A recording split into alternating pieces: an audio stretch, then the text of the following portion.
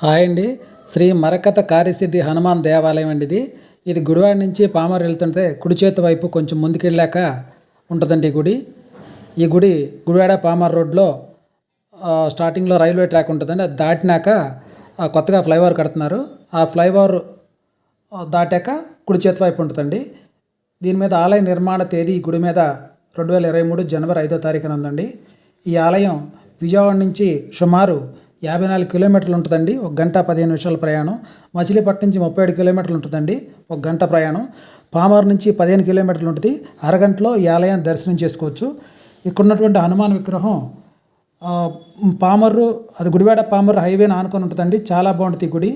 ఈ ఆలయ నిర్మాణం చూడగానే భక్తుల్లో భక్తిభావం పెరిగిపోతుందండి.